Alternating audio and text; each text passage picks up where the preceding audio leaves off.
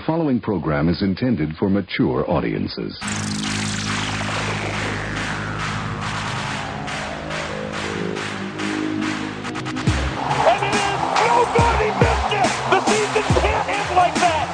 long down the left side. Slaughter has it. He's going in for a touchdown. The Falcons won the game. Bell seeking space. Bell trying to go over the top. He fights to the goal line. He's in for the touchdown. The Steelers win.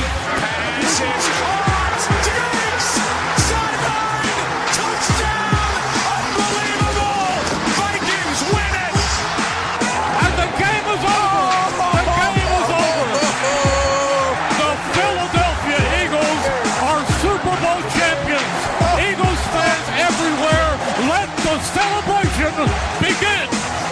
You're listening to Basically a Sports Show. Follow us on Twitter at Basically Sports. Subscribe to our podcast on iTunes. And check out every episode of the show at basicallysports.tumblr.com. Now here's your hosts, Zach, Greg, Mike. and you're listening to Basically a Sports Show. Let's do it. Let's do our big 2018 NFL preview. Cue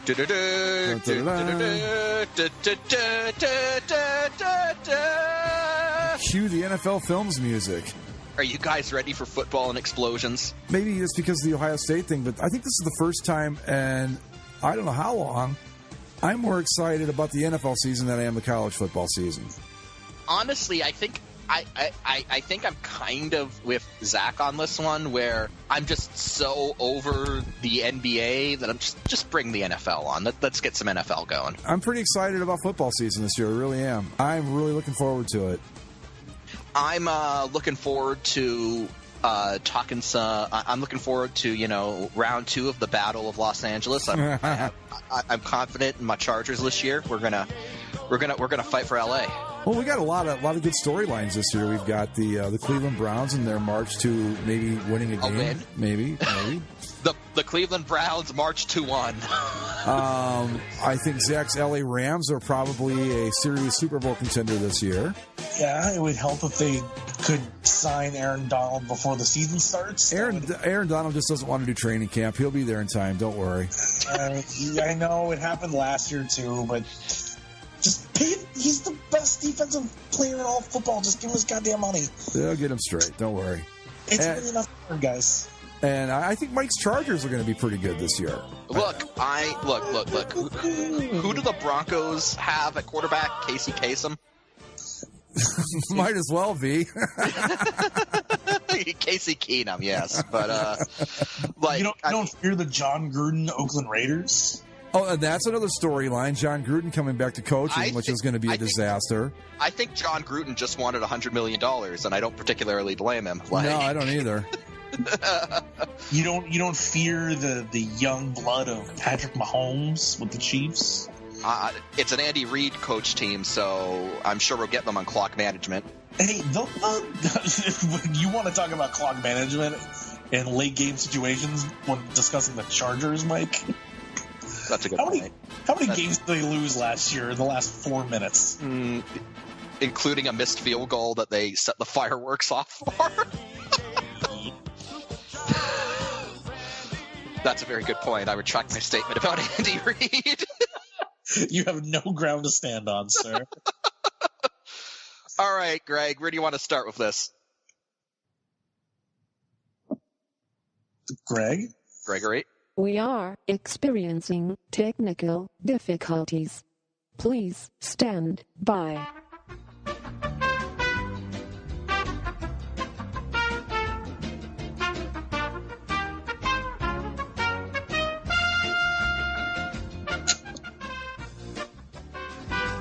Hello?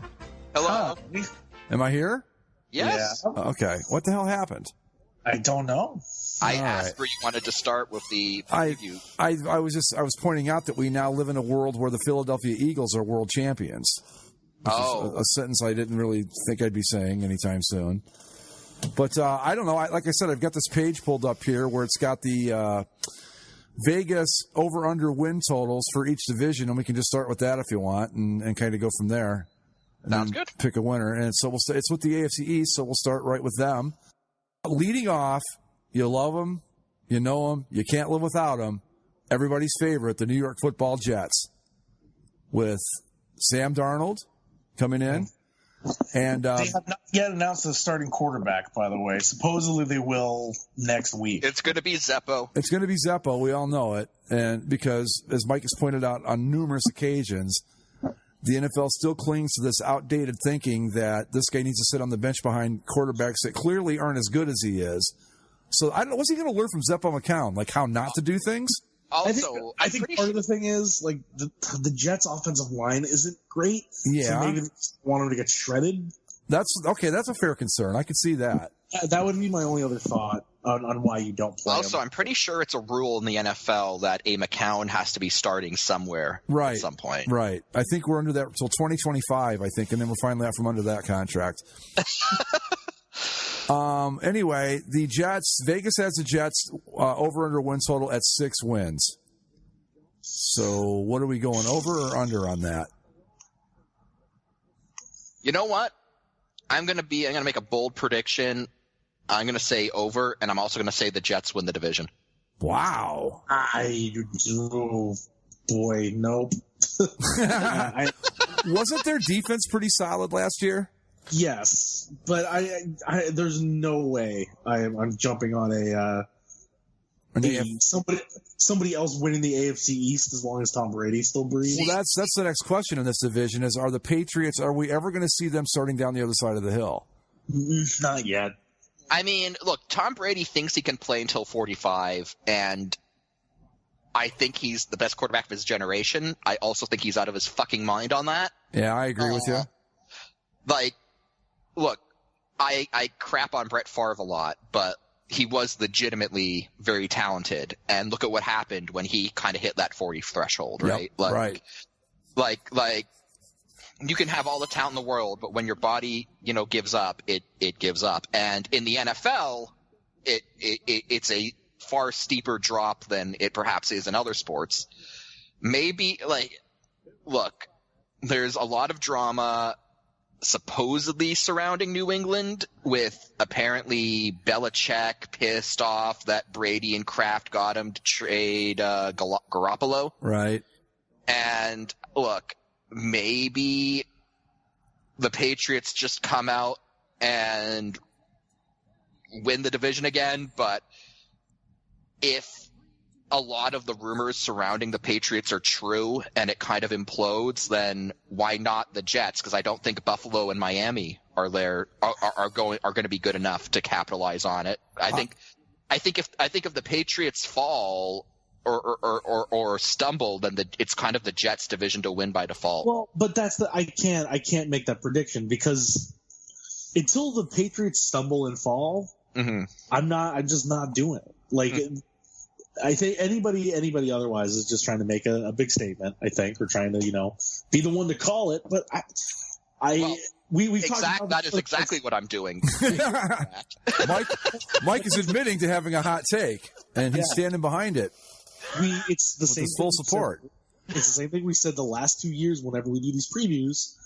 Until the Patriots don't win the AFC, they are the favorites in the look at the AFC. Yeah. Is there anyone that you legitimately say is the Super Bowl contender out of the whole conference? There are 4 or 5 teams.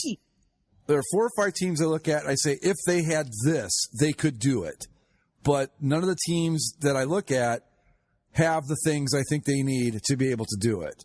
No. If that makes any sense. If Jacksonville had a better quarterback than Blake Bortles, I think they could do it with that really tough defense, and they've got enough offense to get it done. But there's always that one thing that makes you say, but they can't beat the Patriots because of this, or they don't have this. And I'm entirely over the Pittsburgh Steelers. I mean, we talk about if the Patriots decline. I think the Steelers' decline's already started. We saw last year how at the start of the playoffs, all the Steelers were talking about is like, when we get back to New England for the AFC title game, we're going to get our revenge. And then Jacksonville pranked them. Oh, Jacksonville curb stomped them, remember? Right. Yeah, and it's like no, like everyone was building the Steelers up as the only AFC team who could stop the Patriots, and they didn't even make it to the dance. So, look, I'll go out on a limb. I'll do the hot take. Why not? It's the Jets' year. not particularly because they're talented. I just think like the Patriots might collapse and they have enough to sneak through. Well, and remember, Zach, he called the Rams last year. I forget who he called the year before that, but Mike's got a history of getting these things right. I have a sense. I have a sense. He has a sense. He's clairvoyant. Over under on the 6 wins. I'm going to go over with the Jets, but not by a lot. I think that they could go just as easily 6-10. They might get to like 8 or 9, but no more than that. I'm not as high on them as you are, Mike. But I do agree that if the Patriots fall, this seems to be the team that's in the best position to take out the Patriots in that division. So you're pegging the Jets at around the Jeff Fisher sweet spot. Right, exactly. 6-10 to 8-9. The over-unders are really funny, right? So I pull up the Jets schedule, and I'm going through it mentally like, okay, if they win this, if they win that, if they split with the Dolphins, split with the Bills, at minimum. It's once you get to 6, it's kind of hard to say that you can get to 7. Yeah. Okay, so like they open at the Lions, that's winnable. Let's say they split with the Dolphins. Win the one in New York, lose the one in Miami. It's usually the other way around with them, but yeah. Yeah, well, one way or the other. At the Browns, toss up. No, that's the night the Browns win, remember? Because it's a Thursday night and the free beer and the riots. Everyone's going to get drunk and they have to go to work the next day, right? Right. At the Jaguars, who knows? They host the Broncos, depending on what the Broncos are at that point. Maybe, maybe not. They host the Colts, who, Andrew Luck is apparently nursing a foot injury now. Oh, jeez, really? Yeah, he got injured in the game, their last preseason game. We'll talk about him more when we get to this division, but I'm beginning to think that Andrew Luck might be the next Greg Cook. And you guys are going to go, who? And this guy that came into the league with all the talent in the world, but just couldn't get past the injury bug and never amounted to anything. Yeah. At the Bears, then, the Bills, do they take both games with the Bills? If they do, that helps them push over 6. And then there's at the Titans. Then the only other game that is a maybe is the Texans, depending on what they are, but the Texans should be good if they're healthy. I think the Texans are going to be really good. There's another team, too, that I think has a shot at taking out the Patriots, are the Texans, if Deshaun Watson stays healthy. Anyway, when it comes to the over-under, I'm going to go over, but it's 7. All right, you're with me over, but at the very best, at 9. Hey, you know what? You know what? In a few months, I'll be sitting here doing this show wearing my New York Jets divisional championship hat. I hope so.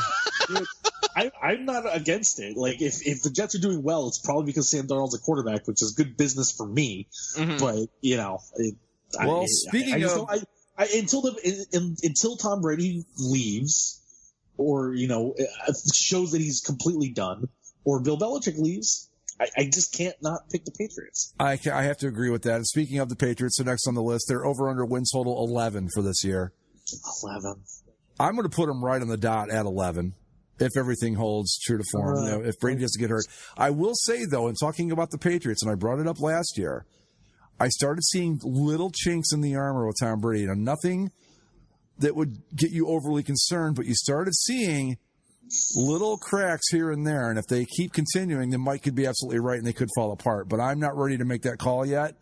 But I put them right at 11 wins. I think that's about right for them. I don't think they're going to be quite as dominant as they usually are, but they're still probably the best team in this conference. I got to put them at under if I'm sticking with my Jets prediction. Okay. So but at the same time, it's a case where like, if they don't fall apart, probably over. Honestly. Well, Mike, the author of this article has the Patriots at under the 11. So you're not the only person that's looking at them thinking that maybe they're starting to come down the other side of the hill. I go under, but I go 10. Okay. I've got them right at 11. Again, I think it's one of those situations where there's some of these teams that maybe I'm undervaluing, but like they host the Texans in week 1, which you remember last year, that game was in Foxborough, right. Shootout down at the very last. That was the one that the Texans had and handed it back to them, basically, right? Right. Yeah. Right. And so if Houston is all healthy, and they will be week 1, giving them their best shot the first week of the season could get them. They're at the Jaguars the very next week, and the Jaguars gave them a pretty damn good shot, last year too in the playoffs. And then you expect some weird stuff to happen in one of those Jets games, in one of those Dolphins games. Right. There's always that one division game that the Patriots show up and go. Yeah. You go, what happened? Like the Dolphins last year. They host the Packers. They're at the Steelers. I think they'll get to 10, but they'll still be, clearly the winners of this division at the end of it. Up next, the Buffalo Bills, over under 6. Under. I'm going to go under, too. This is the worst team in football. You think they're the worst team in football? I think they are the worst team in the league. The best thing they had going for them was they had Tyrod Taylor at quarterback, and they drove him out of town so they could start Nathan Peterman. Here's my big concern with the Bills, and it's right here in this article.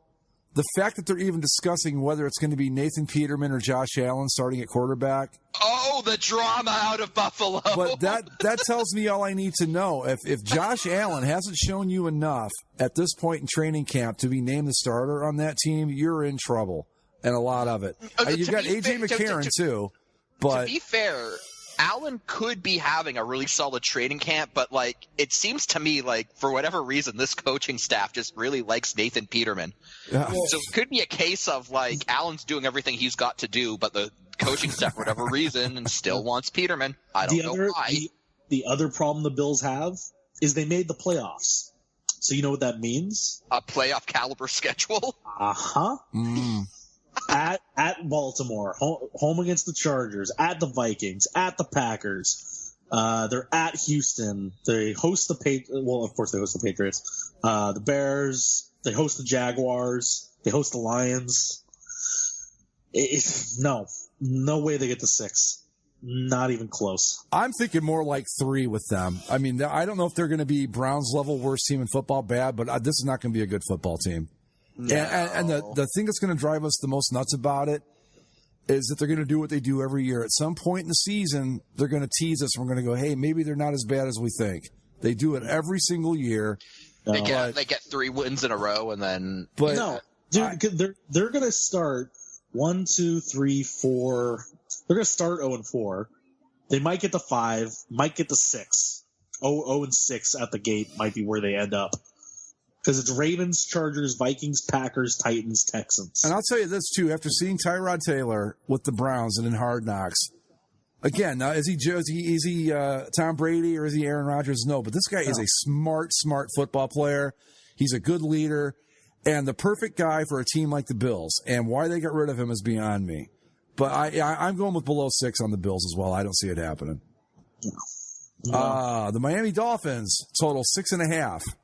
6.5. Goodness gracious. Hold on. Don't forget his best receiver, Jarvis Landry, is now with my Cleveland Browns. Yeah. I think Jay Ajayi's gone too, isn't he? He got traded midseason. Yeah, right. So I don't know what they have down there, but it's not much. Oh man, under. I think you got to go under. I'm going to put them right at about 6 or 7. I think that they're good enough to do that, but just because they're going to be able to beat up on the Bills and what's their schedule look like? Right? Well, okay, so their schedule is it's feasible, but when you say how much do they have left on the team, it's kind of hard. Titans, Jets, Raiders, Patriots. I could see them eking out 6 wins, but that would be as far as it's going to go with them. So, but besides the normal schedule they have, you get Raiders in Miami. They're at the Bengals. They're at the Packers. At the Vikings. Host the Jags.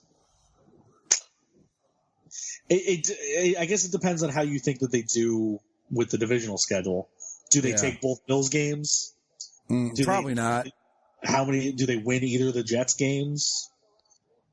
Do they do the thing where they upset the Patriots at home for no reason? They'll do that. They always do that. They always do that. I think this is 5 or 6. I'm gonna put them right at 6, but I wouldn't be a bit surprised to see them do worse than that. Mike, what do you think? round 6. Yeah.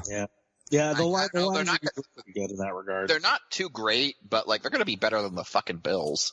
So as it stands right now, we've got the Patriots. Well, Mike has the Jets, but Zach and I have the Patriots winning the division. Zach, do we think the Jets are a playoff team?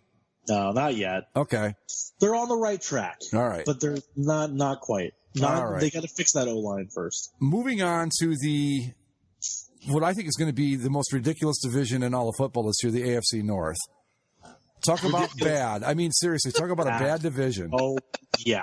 This is why people, even though they were 0-16 last year, people are legitimately arguing that the Browns could win this division. Not because the Browns are that much improved, but because this division is so terrible. Start off with the Steelers, last year's division champs. Win total 10.5. I don't see them getting there. 10.5. I mean, unless they take these 6 games against that division and win 5 of them, I don't know. Let's see. I'm gonna say under. Maybe I don't know. I have a feeling they're gonna be around 8 wins or so. I'm looking at them and saying, okay, in this bad division, their schedule gets a little rough in some parts too. I think this is a team that can still win this division, but they're going to do it at like 9-7, maybe even 8-8. I don't see them as being a 10-win team this year. So Roethlisberger, I mean, you talk about guys, quarterbacks showing chinks in the armor. Ben Roethlisberger really started showing some signs of the mileage on him last year. You know, now they do still have Le'Veon Bell, and they've got some pretty good receivers, but that defense isn't what it used to be. I think that 9 wins would be it'll be enough for them to win the division, and that's about as good as they can hope for it to get, I think. So, again, outside the division, they host the Chiefs, they host the Falcons, they host the Panthers on Thursday night, at Jacksonville, at Denver, host the Chargers, at the Raiders, host the Patriots, at the Saints. Wow. That's tough. Yeah, again, because they're a division winner. But I look at it like this. If they can get, they're going to get 5 games or 6 games against the AFC North. If they can take 5 of those, they've only got to win 4 more of the remaining 10 games. Yeah. So they could go 4-6 outside the division and still end up 9-7. Yeah. I think the other thing with the Steelers is that they are kind of the same, right? Yeah. You still have Ben Roethlisberger, who is producing, at this state of his career. Antonio Brown, one of the best receivers in football, if not the best. Le'Veon Bell, one of the best running backs in football. Strong line, strong defensive line with T.J. Watt coming in. Yeah, but they can't. Yeah, but they lost Ryan Shazier, and I think that their defense is going to be not as good as it normally is in Pittsburgh, and I think that's going to be their weak spot is their defense this year. I think they'll still be able to score points. They won't have any problem there, but I can see them losing a lot of like 34-31 games. Yeah. With the Steelers. Mike, what do you think on the Steelers? I think around 8 games. Okay. I think that's what they're going to get. I'm getting ahead of myself here, but I think the Ravens are going to win this division. I'm right there with you, bud. I mean, not because the Ravens are good. No. You guys are right. This is a crap division. It's garbage. But I see the Steelers, again, I don't know, maybe 8 wins, but the Ravens are probably going to get around like 9 or 10. Well, the Ravens over-under is 8. I see the Ravens just eking out the Steelers for the title. See, I look at the Ravens as one of those teams that you never quite know what to make of them. And in this shit division, I think they're good enough to win 10 games and beat out Pittsburgh for the division title. See, here's the thing. I hate the Baltimore Ravens. I'm not crazy about them either. I've ragged on the Browns a lot, but the way that they got the team was shady. What they did to Cleveland was shady. The logo has always been bad. The color scheme. I like their logo. Their color scheme is not the worst, but I don't think they use it properly. And so I get kind of a bad vibe. That's too much. I just get a bad vibe from their uniforms. It's not bad. It's just that's not my cup of tea. I don't know. I've never liked the Baltimore Ravens. Something about the franchise always just kind of bugged me. And because of that, I always kind of like seeing them lose. But I have always had this feeling since I've been paying attention to the NFL that as much as I wanted the Ravens to lose every season, they always seem like they would never just die. They'd never just have that season where they utterly collapse. They always hung around. Even if they didn't make the playoffs, they would always win like just enough to like never go away. And I think that, you know what? I don't know. It just feels like one of those years where the Ravens will just eke out enough wins to do it. You know, I'm not saying they're going to win the Super Bowl or even necessarily they're going to win a playoff game, but they'll get there. I agree. I'm with you. If I did preseason, by the way. What's that? 4-0 this preseason. Meaningless. The Browns were 4-0 last year. I know. The Cincinnati. Zach, you got any thoughts on the Ravens? I think my big question with the Ravens is when we get to week 17, who is their quarterback? The elite Joe Flacco, of course. Come on now. Is it still Joe Flacco, or do they go to Lamar Jackson at some point? I think Flacco's going to play well enough to keep Jackson on the bench for a while. Is Lamar Jackson elite? Yeah, he could be. He's an elite athlete. But is he an elite quarter? We know Joe Flacco is an elite quarterback. You know how we know? He told us. He told us. He wouldn't lie to us. No, of course not. Of course not. Again, like you guys, the Ravens are hard to tell because this is a team that was one play away from making the playoffs last year. See, they just don't die. They always are. And that's what I mean. I think Pittsburgh's got enough question marks. And these guys, I don't know how they do it, but they always seem to stay competitive. And I look at them and I say, what did they start off like 0-4, 0-5 last year? Yeah, they're another one that when you're ready to bury them, all of a sudden there they are. But when I see their win total at 8 over under at 8, I think they can pick up 2 more wins to get 10 and win that division because they may. I mean, I don't even know what you would call the best team in this division, but I think they're the ones that are best positioned to win this division, if that makes sense. I mean, it's certainly not going to be the teams from Ohio. Just saying that right now. No. Well, here's the problem. Like they're probably splitting with the Steelers because that's just the way that they go. Right. Both games are going to be 7-8. Yeah, and it's a hell of a rivalry. I mean, it really is one of those kind of things. But they'll turn around and they'll in week 4 and 5 they're at the Steelers. Then the next week they're at the Browns. They'll win both of those. Or I mean, they could, but then again, or they could just end up like playing like Tennessee and like lose by like. That's what I mean. That's what I mean. They can play the hell out of the Steelers, and then they could go lose to the Bengals, lose to the Browns. They could lose to the Saints. They're at the Titans. They host the Saints. They're at the Panthers. Falcons in there. Chiefs in there. Buccaneers. Chargers. Their schedule isn't that easy. So I'm going to go under and say they get to 7. Okay. Someone in this division has to win. They'll miss the playoffs by a game again. Or potentially, Zach's right. And they go to the playoffs 7. anyway.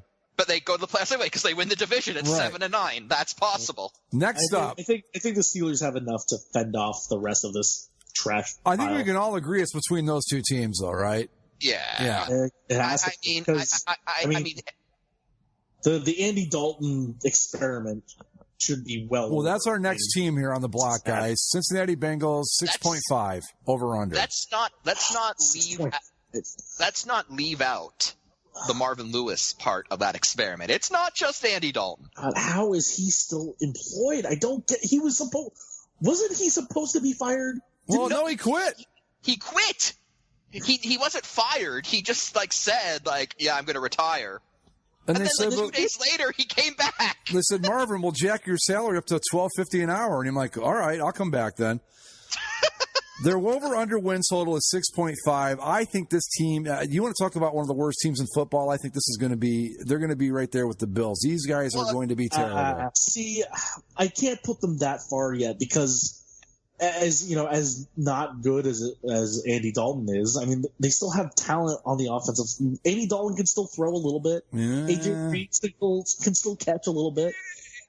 I think that's enough to keep them out of that cellar range.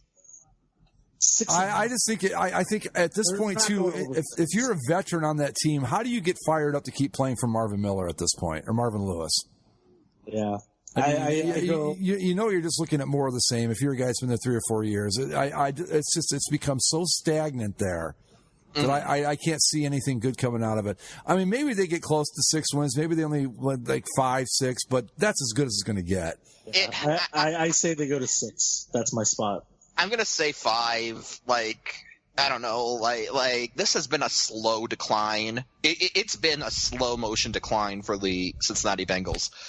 I mean, when you lose to, like, when you can't even, like, beat, like, the Texans in a playoff game, come on. Like, this team has reached its potential under Marvin Lewis, and it's been going downhill since. And I'm with Greg. Like, it just feels like this team is so clearly on that downward slope. It's just stagnant. Is the best way to describe it. It's stagnant. Marvin Lewis isn't inspiring, and like the veterans who have been there for a few years, like know his shtick by now, and they know they're not getting anywhere, and he's not inspiring any younger guys. So like, undisciplined. I mean, you seem like what Vontaze Burdick and those guys have done. I mean, it's a disaster waiting to happen. They've got talent. There's no question they've got some talent, but they don't know what to do with it. Is my thing with them. I mean, yeah, I don't know. 6 games. 5-6 games. That's a team that needs an enema. Big time. They need to blow it up.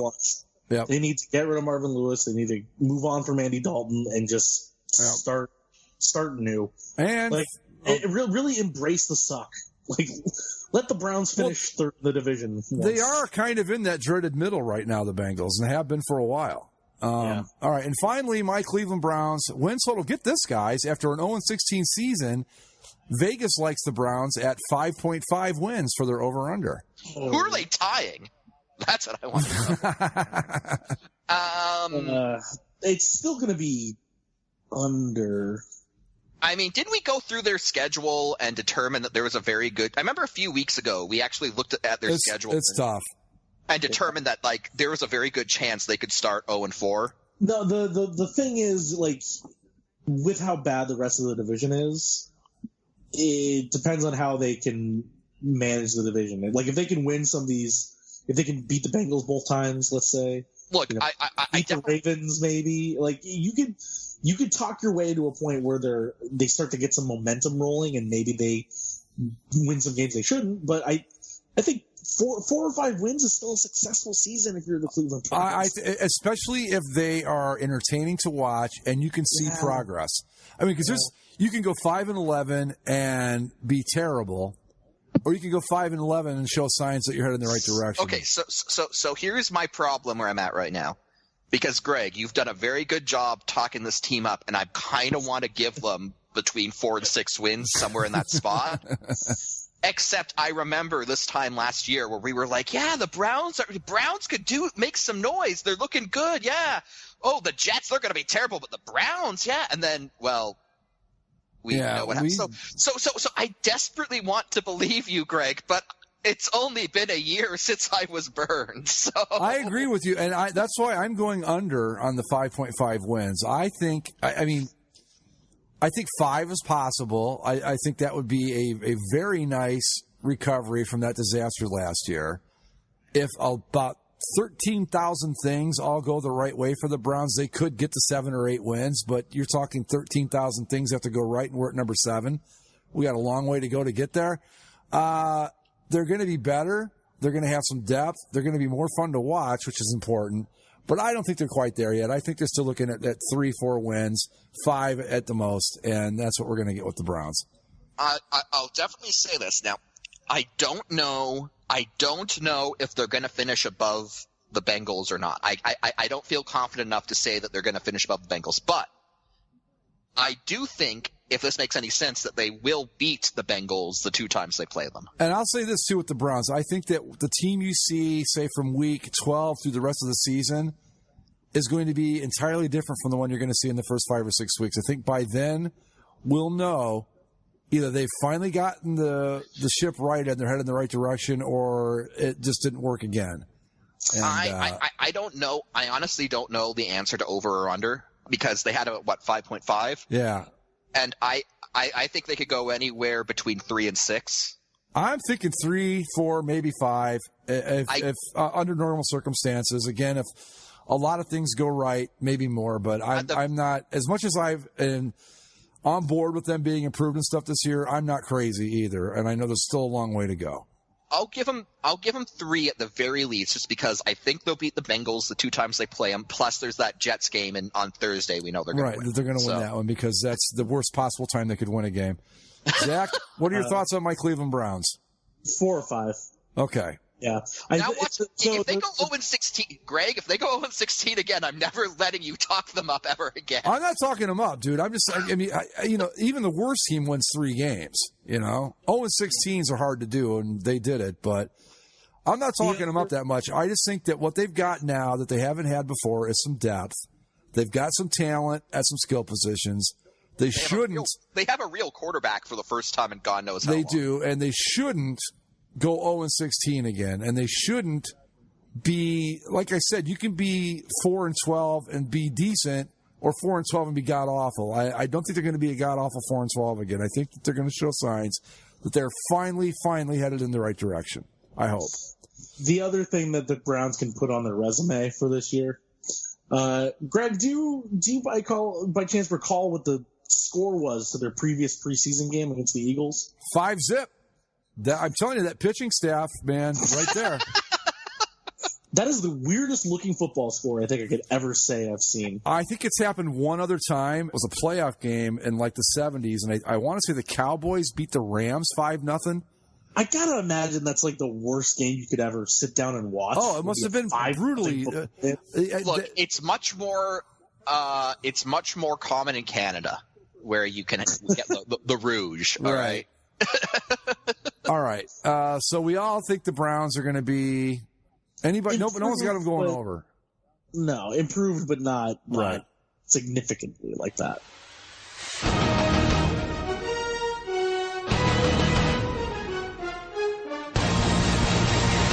Moving on to the AFC South, the home of our Jacksonville Jaguars. And their minimalist new look? Boy, I think they would have to add a few things to just hit minimalist. Well, These but are hey, like practice uniforms. Hey, don't you call them practice uniforms because they're not. They have the spikes on. Yeah, there's a whole thing going on the boards right now where some people are getting really offended if you refer to them as practice uniforms. They are practice uniforms. That's what they look like. Greg, they use the material, and there's the unique collar spike. Oh, whatever. Yeah, it's black. It's a black uniform with white numbers, a white uniform with black numbers, and a teal uniform that is their alternate instead of their main one for reasons unidentified. Look, all you guys white with a white outline. I'm all for. Oh, go ahead, Mike. I'm saying all you guys defending the Jaguars uniforms right now, wait until they are wearing nothing but black and white for 14 games. That's the problem. Like if they were wearing the teal, you might be able to get away with it, but they're not. They're wearing it twice. So, I will just say that they had the previous set. Tone, I'm all for simplifying. And if they'd simplified the previous set and fixed the helmet, they'd look a lot better than they do right now. Right now, they look like they're wearing practice uniforms. And I'm sorry if that offends people, but too fucking bad. Why is it always Jaguars fans who get super defensive about it? I don't know. Uniforms? There's only like 40 of them to begin with, so maybe it's maybe that's it. You got to it's like a tribal you got to stick together. There's not many of us. Right. Over under for wins 9. For the Jags, 9 wins, huh? I see it. I think this is a real candidate for a regression team. I don't think they're going to be as good as they were last year. It is. I mean, you're basically betting is Blake Bortles good enough to get you back again? And I think it could be one of those cases where maybe last year was just everything went right, and now the rest of the league has more tape on him.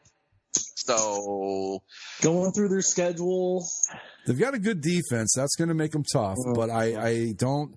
Jacksonville. I think I would say 9 wins sounds about right to me. I mean, maybe a little less. I'm looking at the schedule, and this is one of the instances where the line is pretty on par. They're at the Giants, host the Patriots, host the Jets, at the Chiefs, at the Cowboys, host the Eagles, host the Steelers. I mean, that Patriots game could go horribly wrong because they're going to try to build that up as like our revenge game, and then you always run the risk when you do that against the Patriots of just Tom Brady coming in there and like punking you out. Yeah. Like it's not even as close as it was the last time. Plus, the Pats are coming off a Super Bowl loss, so they're going to be pissed off to begin with. Yeah, Tom Brady's going to be pissed for like the first half of the season. So, and then of course Colts games and Texans games and Titans. I don't even see. Here's the thing, like. This division isn't AFC North bad, but it's not great. No, I think it's not AFC North bad because of the Texans and because of the Jaguars. The Jaguars are good. It's going to be between the Texans and the Jaguars, obviously. I'm going to give the Jags 9 wins. What did they go last year? 11-5. That sounds right. No, because they had to play in the wild card game against the Bills. Right. Yeah, but that was still. I think that 11-5 was still good enough to get a wild card. I mean, I don't think it was one of those. No, hold on. 10-6, maybe. Maybe. Let me pull it up. But I think 9 wins is about right. That's where I'd put them. I think 9's pretty good. I like I said, I think I'm going to regress a little bit. They were. If Bortles, they were 10-6. Okay, regression would put them at 9. So there you go. But that was with Houston being having the injuries to Deshaun Watson and J.J. Watt. Right. This is with Houston being an active participant in this year's season. I think Jacksonville 9's probably right. Tennessee was 9-7 last year. Yeah, I'm going to go with Jags at 9. I think so. I think we're all pretty much in agreement. They're going to be right about where the line says they are. I'd say 9, maybe 8. Yeah. They're a wild card team because I think Houston's winning this division. Yeah, I agree with you there too. Because right now we have no wild cards coming out of the East or the North, so it's going to have to be out of these divisions. The Tennessee Titans over/under win total. They were 9-7 last year. The win total this year under. 8. Under. I'm still amazed that they were a playoff team last year. Like, that's right, they were. What a they? game! My irrational confidence Titans finally came through last year. They beat Andy Reid in the playoffs. Well, everybody does that. Yeah, I I don't know. I mean, I didn't see enough last year to make me think that they were ready to take a step forward this year. No, I think it's all on the shoulders of Marcus Mariota. Right? Yeah, like is he going to take a step higher in his production, or is what he is? And here's the thing: I don't think he's good enough. I think him and his his draft mate, who he's always going to be compared to, Jameis Winston. I think we can. I don't want to say bust because neither of them have been like god awful, but neither are the stars that everyone thought they could have been. What was the over under, Greg? 8? 8. Yeah, I'm looking at their schedule. They're under. It's not happening. Again, it feels like a fluke that they even got into the playoffs last year. Oh, 100%. And the fact that they beat the Chiefs, like the things that were happening to the Titans in that game were incredible. Yeah, that touchdown pass that Mariota threw to himself. Yeah, right. Like come on. That doesn't happen every day. And again, that wasn't so much the Titans. That was Andy Reid being Andy Reid. So. Right, and I mean, you saw what happened the very next week when they went to the Patriots. They got slobbered. Yeah. Well, now keep in mind that these are my boys, my irrational confidence Tennessee Titans. You've been in irrational confidence with them back to the Jake Locker days. I know, and I'm sticking with my boys. I say they're going to go over by 1. They're going to be just good enough to have a wild card spot. No. Gregory. Okay.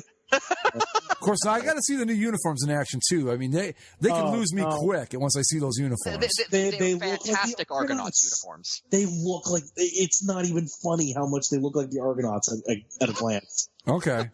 you see them on TV, and I swear to God, they were playing the Packers in a preseason game, and I thought it was Argos Eskimos. Live from Commonwealth Stadium in Edmonton, Alberta. But I'm only going over by 1. I think they'll do 9-7 again this year. No, because again, their other problem again, they happen to make the playoffs, so they're playing the Eagles, they're playing the Chargers, they're playing the Patriots, they're playing the Jets, Jaguars. Well, of course they play Jaguars, but Giants, Redskins, even like they're not. It's not going to happen. Okay, well we'll see. The Houston Texans over under. This one surprised me. 8.5 is the over under for the Texans. Way over, right? I'm thinking way over. Over. They're at least 10. I'm thinking 10. I'm even going to go as high as 12 possibly with these guys. I was going to say between 10 and 12. Based on the way things are, I'm going to give them a bye. Yeah, I think they get one of the top 2. Yeah, easily. Yeah, because it's not the Steelers aren't going to get that high. The Patriots might, maybe the Chiefs or Chargers, but I think it's easy to say that of the AFC, the Texans should be an easy lock for a top 2. How good was this team last year when Deshaun Watson was playing well? They were incredible. Yeah. I mean, you look at some of those games, like they lost that Patriots game. If they win that, it changes a little bit. Deshaun Watson, if he still gets hurt, you don't know what happens, but the fact that they were as good as they were at the beginning of the year, and now you have J.J. Watt healthy for the full season. And Jadeveon Clowney. Yeah, they've got a really tough defense. Watson gives them so many. It opens their offense up. I mean, this is a team that if you said, okay, gun to your head, you got to pick one team that can knock off the Patriots. These are the guys I'd pick to do it. Mm-hmm. Yeah. This is a very talented team. They were lights out last year when they were healthy. They've got a full season, and if we know that they were lights out last year when they were healthy, they're probably pissed off at the way last season went. Yeah, I like these guys a lot this year. And again, because of how they finished with the injuries, they get a last place schedule. Yeah. Right? Like, yes, they open up at the Patriots. That's tough. But you host the Giants, you host the Cowboys, you host the Bills, you host the Dolphins. They're at the Broncos. They host the Browns. Right. You can start lining these up. Yeah, there are some tough ones in there. You get the Patriot game. They're at the Eagles late in the year. They have the Jaguars games, but everything else, they're lined up, man. I mean, this is one of those years where it's there in front of you to go get. You've got the schedule to do it. You've got the talent to do it, and I like this team a lot this year. Yeah, no, they're this year's Rams. I think that's a good comparison. They could easily go from 4-12 to 12-4. Like that's not hard for them to do. I don't think. Up next, Zach's former team, the Indianapolis Colts, at 6.5. That seems okay. If Andrew Luck's not even going to be playing, well, that's the question, right? But what do they even have around him these days? That's the other question. I mean, I look, setting his health problems aside, I mean, we're looking at the football version of Mike Trout here. Has a team ever done a better job of wasting a great quarterback than the Colts have with Andrew Luck? Yeah, well, Dolphins of Dan Marino in the 80s, maybe. Well, but at least the Dolphins had good years. Yeah, that's true. The Colts have refused to put together an offensive line. Yeah, Andrew Luck isn't getting constantly injured because he's weak boned or he's a big dude. Because he's not an injury prone quarterback. He's just been put in injury prone situations. Yeah, the Colts offensive line has been a sieve. They can't run the ball, so he has to throw it, and he doesn't have the time to throw it. He's getting to make any sort of attempt at completing a play. He gets demolished, and you've seen what's happened to him. And I mean, there is a bunch of weird question marks with how they handled his injury last year, where you're like, oh no, he's going to play next week. And then it's like he's. It came out like the team is well aware of how he's progressing, and they were just flat out lying to people. Yeah, no, he's coming back next week. He's going to start practicing. Swear to God. I think even if he comes back healthy, I'm putting them below 6.5 wins. I just don't see it. I don't know what they've got around him. They still got T.Y. Hilton, and that's but and this division's tough. I mean, even it's a lot tougher than it was back when he was at the top of his game. Back in the days when Jacksonville was terrible and Houston was on the rise. Schedule's not for them either. Yeah, I think the Colts, this is the last play. I mean, they could win 6 games, 7 games maybe even, and still finish last in this division. This is clearly the Jags and the Texans division now. Yeah, and so I just don't I'm see putting it. the Colts under 6. Yeah, I think like, under 6 is what I would go with them. They're going to be a solid third place team. I think they beat out the Titans. I'm sorry, Greg. I don't. That's share okay. your It's confidence. all right. My confidence is irrational, Mike. You have to understand that it's not just it's irrational confidence. I still have a heart with the Colts. I want Andrew Luck to succeed. I really loved watching that guy be the quarterback of the team that I was a fan of, and it just to see them just throw him to the garbage heap. Really, they haven't done anything to make his life easier, and they're going to get what they deserve. I'm always for the good-looking, the well-dressed teams to do well, and but so in this division we like the Texans an awful lot. Yeah. So they're going to make the playoffs, and then Zach said, I'm with you, Zach. They probably get a bye. Do we like the Titans or the Jags to pick up one of the wild cards? I think, I mean, based on the state of this damn conference, it's going to be the Jags. The Jags definitely. Okay. And the Titans will be one of those. How many years now have we had the eternal 7-9, 8-8, 9-7 mix of teams that are where they come into the last weekend of the season, they got to have 13 things go their way to get in. That's where they're going to be. But I'm with you. I think Texans first, Jags second, Titans third, and the Colts bringing up the rear. Yeah. Everybody that sounds agree? about right. All right. Yeah. And finally, the home of Mike's Los Angeles Chargers of Costa Mesa, the AFC West. Chargers, look at this, Mike. 9.5. You're over under. Oh, over. Over? Over right now. Just gonna say it right now. Over. Man, they that 0-4 start really kicked their asses last year. I mean, look. See, here's the tough thing about the Chargers, because for the past 2 to 3 seasons, you could look at them and say, like, oh, man, this was a good team. They lost some tough games if things had gone their way. But, like, they always managed to blow those games. It always happens. And so I joke and say over because why not be a homer? But at the same time, it's just I don't know, man. This team is the last team to lose to the Cleveland Browns, keep in mind. So I'm looking at their schedule, right? Mm-hmm. I think we'll learn a lot about them in week 1 when they host the Chiefs. When they visit the Chiefs in their own stadium. Yeah. But, and they'll get blasted to the Stone Age in week 3 when they lose the Battle of LA. For the first official time. But I mean, but look, the Bills, they're at the Bills, host the 49ers, host the Raiders. That's going to be weird back-to-back weeks with the 2 Bay Area teams like renting out their stadium.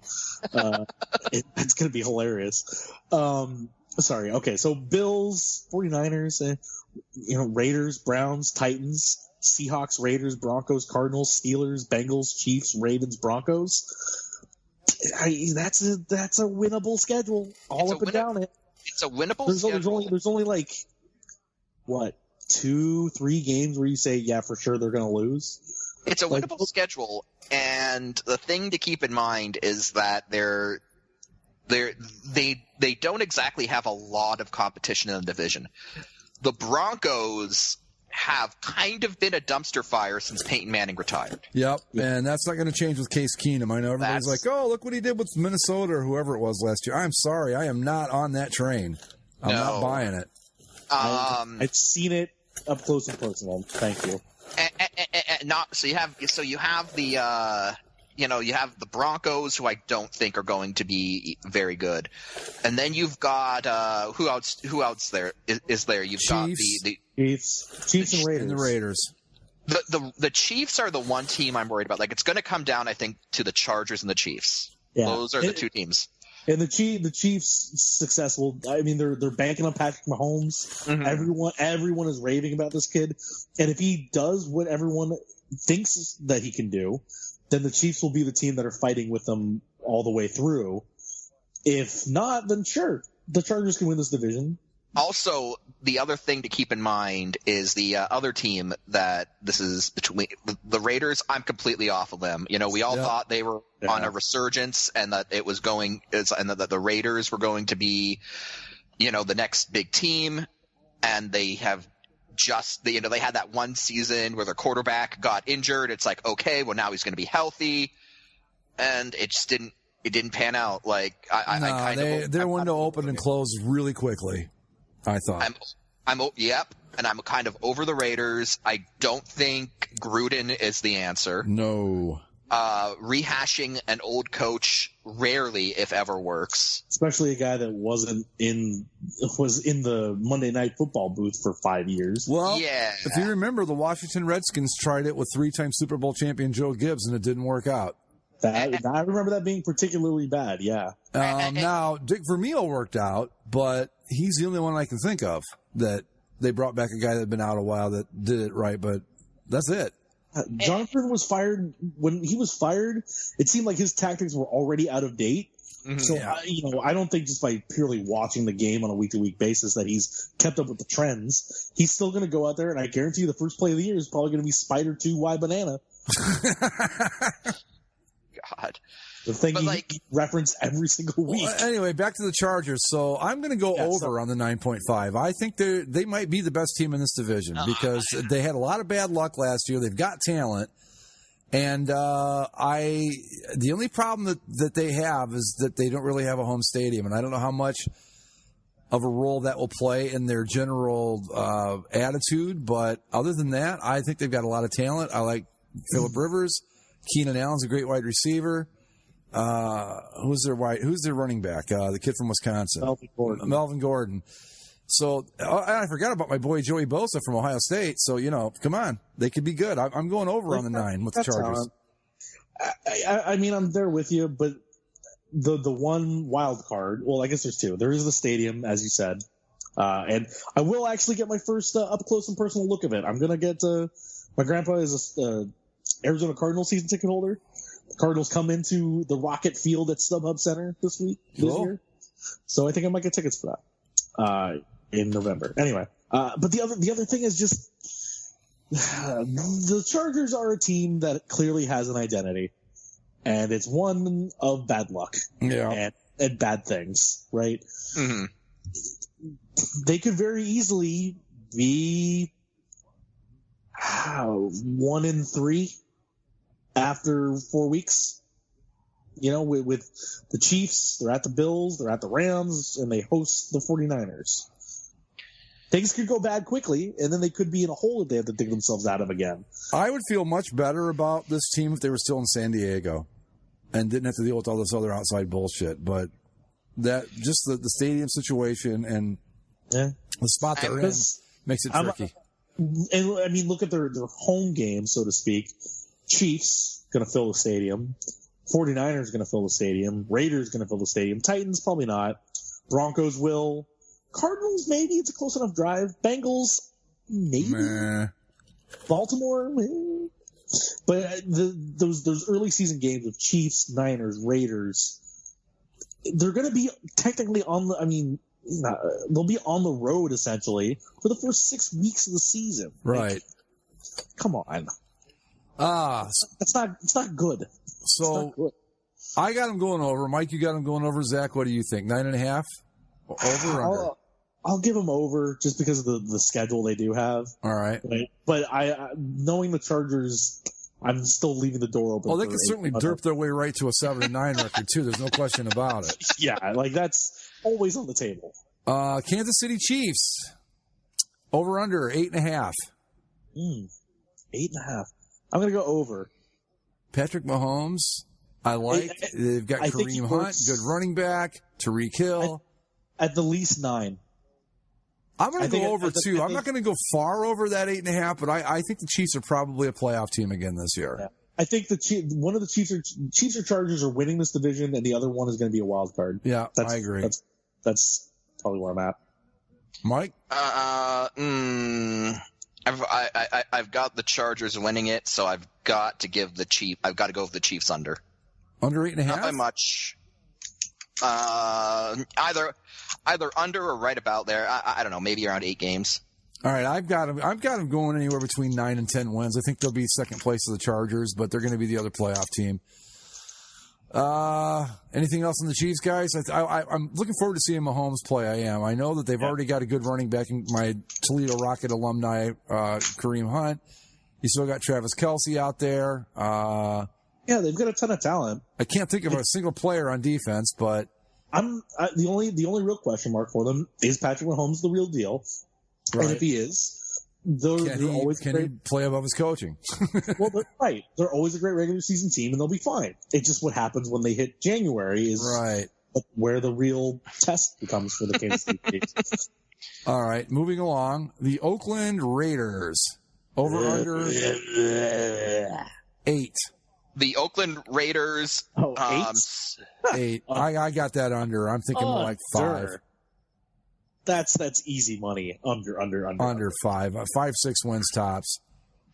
Yeah, that's about it. I see them going between 4 to 6 wins. Yeah, I mean, they've got David Carr. That's about all I know about them. And look, that last year was their big year to show what they could do when they had a healthy team, and they just couldn't win those games. The other problem, remember they had what was it against the Chiefs? So they finally beat them because they got 7 shots at 4th down because of penalties and stuff. Was that game? Is that what I'm thinking of? Yep. Yeah. Yep. And John Gruden coming back, I'm sorry, but that was just a huge blunder by Mark Davis and that organization. I'm sorry. I am not buying into this at all. The guy, 2002 was when he won the Super Bowl with the Bucs, right? Yeah. 2002, 2003, I think. 16 years ago. The guys, it's passed him by. I mean, we could look like idiots, but I'm sorry, but this was a horrible move by the Raiders, and I don't see anything good coming of it. I think they're well under that 8 wins. I'm thinking at 5. They could even be worse. 2 seasons left in Oakland, by the way. Yeah. And finally, the Denver Broncos. Over under win total 7. Under. Easy again. Case Keenum had showed his promise last year, but the Vikings also had a lot more going on for them. Yep. I guess it's similar in that he's going to a team that has a strong defense, which the Broncos still do with Von Miller and the rest of the crew. And they picked up Bradley Chubb. Yeah, right. Bradley Chubb. That's going to be a good one. The defense will be there, but is this team going to be all that different with Case Keenum than it was with Trevor Siemian? If Keenum can play, out his ass like he did last year in Minnesota, I mean, they could be dangerous. But he's still got Demaryius Thomas, I think, who's beyond his years. But that's what I'm saying. I mean, this is another one of those teams where about 50 things need to go in the right direction for them to be a serious playoff contender, and I don't see it happen. And I am not. I'm sorry, but Case Keenum, his body of work shows me a lot of mediocrity in one good season, and that's not enough for me to change my mind on the guy. Look, as I said earlier, the Broncos are a team that have been in kind of a state of chaos since Peyton Manning retired. Yeah. Peyton Manning retired. I don't know what the thought process was, because they had to know when they signed Peyton Manning that he was a short-term deal, that he was not going to be there for a long period of time. And when he retired, which we knew was going to happen, everyone knew he was going to retire shortly after getting to the Broncos, and they just did not seem to have an exit strategy. They did not. It's like he left at one point their only quarterback was Mark Sanchez. It's like, what was your plan when this inevitably happened? Let me ask you guys a question on that real quick. Do you think that they thought that they were going to get maybe an extra season or 2 out of him that they didn't eventually get? Well, no, I don't think that's a problem. I think the problem was they got sold on Brock Osweiler. Right. We all did. We did. Osweiler. It was proven out that he wasn't good, but he came in and did adequately enough. Yeah, I forgot about that. Beat the Patriots in overtime, led, man that team into the playoffs. Then Peyton came back and they won the Super Bowl. Right. okay, well, obviously, like, Brock showed that he can do it. He's sitting behind Peyton Manning. He's clearly got to be learning something. Then we're going to be able to run with Brock at the end of this, and we'll be okay. And then they weren't, right? I completely, yeah. Well, that's how irrelevant he became so quickly. I forgot about the whole, but that's why, Mike. They thought Brock Osweiler was the natural successor to Peyton Manning, and he clearly wasn't. Oh God, their entire post Manning plan was Brock Osweiler. Oh God, that's even. So anyone who tells me that John Elway's a football genius can go fuck off. If that was. The thing was, like, you can rag him all you want. There was a shred of evidence where you say, okay, sure. And then it just didn't work out. It was a move that backfired. But how are they supposed to know? I guess. Well, I mean, okay, I understand that, and I'm not trying to say that John Elway should have had like a crystal ball to see that Brock Osweiler would have been terrible, but they still let their guy who they viewed as their successor at quarterback go to Houston. I mean, I know he was a free agent, Houston offered him a ton of money. But he only really went to Houston after Denver kind of lowballed him. And I mean, Denver could have kept Brock Osweiler if they wanted to. And again, like Zach said, like, had they paid him a ton of money, we could rag on him now if it inevitably didn't work out. But if he's the guy who you're thinking is going to carry your team into the future at the time, and your, Hall of Fame caliber quarterback has just retired, and he's the guy for the future, then you go, all right, Brock, what numbers do I have to write on this contract to get you to stay? Yeah. And then again, they may have looked at it too as like, look, we've got some Super Bowl capital. We can get away with some shit for a couple of years, and they kind of have. And, and now Case Keenum is another stopgap. I think, I mean, I don't know what they're thinking. Still sell the team as being competitive with the defense. Yeah. Because again, that's how they won the Super Bowl, was the defense being great and the offense being just good enough to get them by. So what are we thinking on the over-under? Panic is the just good enough part, but yeah. Over-under 7. I'm going to go under. Under. Yeah. Look, like I said, like I was getting at, the Broncos have been in chaos since Manning retired, and Casey Keenum is not the guy to pull them out of that slump. Like, someone's going to come around eventually who will be the Broncos' next, okay to great quarterback, but it's not going to be this year. Yeah. Well, the Broncos' other problem too is they drafted guys that they thought would work out and didn't work out either. Yeah. Mm-hmm. Trevor Siemian, not good enough. Paxton Lynch was injured and has proved to just, I guess, not be good enough. So now it's stuck. All right, so AFC. Paxton, what do you think was going to happen? We've got our playoff teams are the New England Patriots. We're split on either the Pittsburgh Steelers or the Baltimore Ravens. Out of the North, we all like 2 playoff teams coming out of the AFC South in the Jags and Texans. Mm-hmm. And in the West, we've got the Chiefs and the Chargers. So there you go. I mean, that sounds about right. I don't even know if you can call them a surprise team. If I had to pick a surprise team, it would be the Texans out of this conference. Who do we like to win the AFC this year, guys? Patriots until one of them dies. I'm going to admittedly do a hot take here. I'm taking the Houston Texans. Who knows? Like I said, I think the Patriots could fall off. Even if they don't fall off and they end up losing to the Texans in the AFC title game, I kind of get to claim half victory on that. So why not Texan? I don't blame anybody for picking them. I don't. But every time that I've picked the other way, it doesn't work out. So what the hell? Fine. They can win until they die. I don't care anymore. I mean, for all the talk about how, there's drama and Tom Brady's getting old, it could just be that Tom Brady comes back and he's pissed off he lost the Super Bowl and they go 16-0 and just win everything. Yeah. Well, they can win every year, but the NFC is the better conference, just over top to bottom.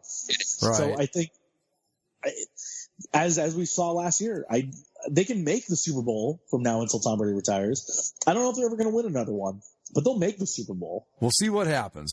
That does it for the AFC. Next week, we will bring you our predictions for the NFC. In the meantime, don't forget you can follow us on Twitter at Basically Sports. Subscribe via iTunes, Stitcher, Spreaker, and the YouTubes, and find us on Facebook. Any final thoughts on the AFC, boys? it sucks, and the Patriots are going to win it because, yeah. Phillip Rivers, it's your year. All right, we'll see you next week with the NFC, folks. Thanks for tuning in.